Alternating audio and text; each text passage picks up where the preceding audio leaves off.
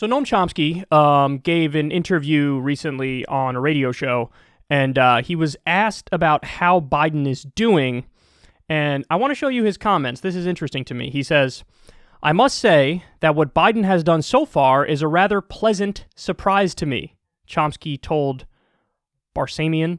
"It's better than I would have expected. He's pretty sharply criticized on the left for flaws and omissions in the domestic policy. These criticisms are, in my view, correct, but a little bit unfair. There's only so much you can do when half of the Senate is, no matter what you say, is going to be 100% against it." So, I largely disagree with this, and I'll break it down for you. There is a grain of truth in what he's saying. The grain of truth is, I think it's a fair assessment to say Biden has gone bigger than you could have predicted going into his presidency. Because going into his presidency, you could have thought he would have gone full Obama style, and it is true that he hasn't gone full Obama style. He has gone a little bit more bold and a little bit bigger than Obama. I do think that's fair to say. But that's where the credit really ends, in my opinion. Because Chomsky's given him a little bit too much leeway. He says, the Senate is the problem. The Senate's blocking it. Well, they have the ability to either get rid of the filibuster or to turn it into the talking filibuster. And they haven't turned it into the talking filibuster, and they haven't eliminated the filibuster. So you can't hide behind the, oh my God, the Senate is the problem when you have the tools to circumvent it. Now, the tool that they've decided to use to circumvent it to this point is reconciliation, which is good, but again, you can even expand the reconciliation rules where instead of getting like 2 or 3 cracks at it a year, you can give yourself more cracks at it. So basically, they've done like, in some ways, the bare minimum in the procedural arena. So for him to say, well, if the Senate's going to be against it, what are you going to do? That's just not really an accurate criticism because there are ways around it, and these are ways that Biden has not exhausted. So you have to ask the question, why hasn't he exhausted it? Now, this is where you get into, he's the old school corporate centrist, and he feels like, oh, I'll cut deals with Republicans, but they've shown time and time again, we ain't going to work with you, dude, especially not on any sort of left-wing priorities. If Mitch McConnell's agreeing to whatever you want to do, you're probably proposing something terrible like Wall Street deregulation.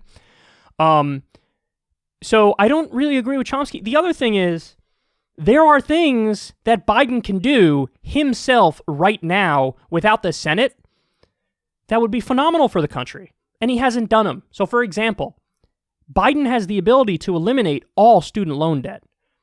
He hasn't done it. Now you might say, well, Kyle, come on, that's a Bernie Sanders pipe dream that only like Bernie would do that. Biden said he won't do that, so how could you criticize him by that standard? Well, okay, I don't accept that criticism, but even if I did, he hasn't eliminated $50,000 of student debt for everybody, which he has the ability to do, which was in the conversation. He hasn't done that. He eliminated like less than 1% of the student loan debt, and it was only for the people who went to like literal scam for-profit colleges. Less than 1% of student loan debt did he get rid of. So you can't say, oh, I've been pleasantly surprised, and then act like, the Senate's against it, it's the Senate's fault, when there are things Biden can do on his own and he hasn't done them. Here's another example. Legalize marijuana, or at least decriminalize it, by taking it off of the list of Schedule I substances. He could do that right now if he wanted to. He hasn't done it. He hasn't done it because he doesn't believe in it, and he doesn't deserve credit when he can do something that would substantively, help so many people like that. He hasn't done it. You can't praise him when he has the ability to do a tremendous amount of good with one little thing and he refuses to do it. Think of he was a drug warrior. If anything, he should feel terrible. All these people locked up, their lives destroyed over nonviolent drug offenses. Joe Biden helped build that system. And his son Hunter is an addict. He has nothing but unending sympathy and love for Hunter and rehab for Hunter, but he wants to lock up everybody else's kid. He wants to lock up black and brown kids for doing the same thing or not even as much as Hunter has done. And I'm going to give him credit or blame the Senate? No, this is on him, Noam, and he hasn't done it. But I haven't even given the biggest thing yet. I mean, these things are big, right? Student loan, it hasn't eliminated student loan debt. It hasn't even eliminated $50,000 of student loan debt. hasn't decriminalized marijuana, taken it off the Schedule 1 list, hasn't done any of that. He hasn't pulled out of Iraq. He hasn't pulled out of Afghanistan. He hasn't done anything on foreign policy. He didn't even get back in the Iran deal, which is a deal that the administration that he was a part of, they negotiated it. He campaigned on getting right back in it. He didn't do it.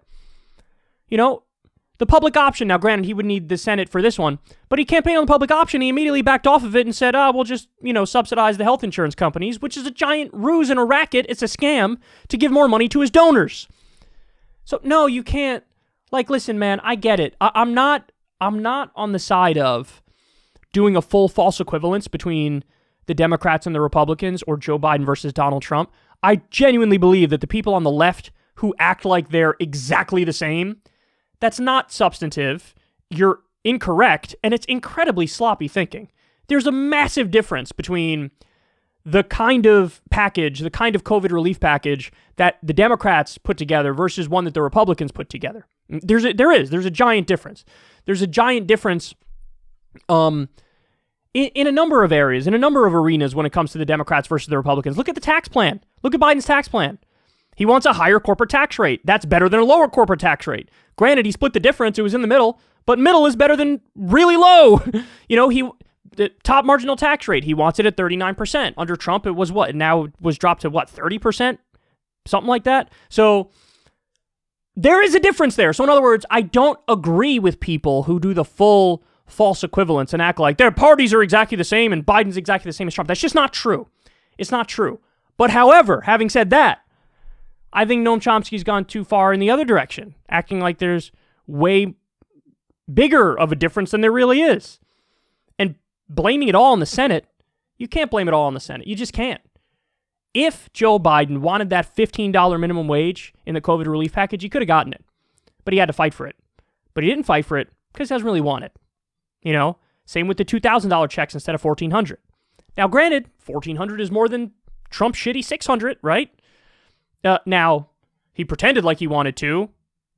Didn't really fight for it in the way that he was pretending to, right? So, $1,400 better than $600, but he said campaigned on $2,000. He didn't do $2,000. He could have gotten it in there if he wanted to, but he didn't because he didn't fight for it. So, you can't have a politician do the bare minimum, then not really fight, and then give him credit and blame the Senate for all of his failures. If Biden was giving his all and was still coming up short, I would point that out for people. But he's not giving his all. He's not doing the carrot and stick approach trying to get Manchin and Sinema to fall in line. He's not crusading for the issues that I care about and many lefties care about. Again, he hasn't done any of the procedural stuff which he could do right now, which would drastically improve the likelihood of him getting stuff through. So I don't know. This is just too much credit.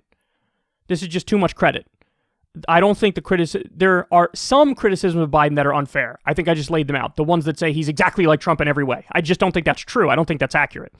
But I think Noam Chomsky's given him a little bit too much credit and pawning off a lot of the failures to the Senate when it has nothing to do with the Senate.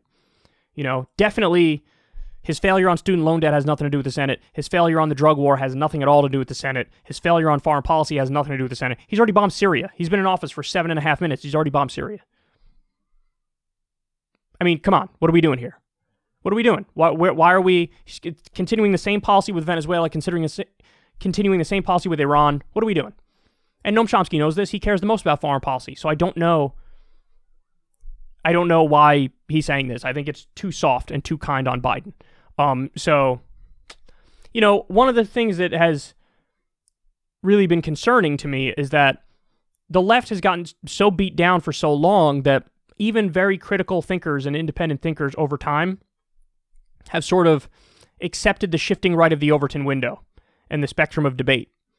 And that's sad, because then I think this is why fewer and fewer people get involved in politics, is because they see like the little crumbs you're getting, and now you have really independent thinkers who are sort of celebrating the tiny crumbs we're getting, and it's like, that's just gross, and that turns off a lot of people. Instead of having real conversations about real solutions and trying everything we can to get them and, shooting for the stars, we're accepting the half measure of the half measure and now lying to ourselves and acting like, well, it's good because it's the left flank of the spectrum that we're allowed to debate in.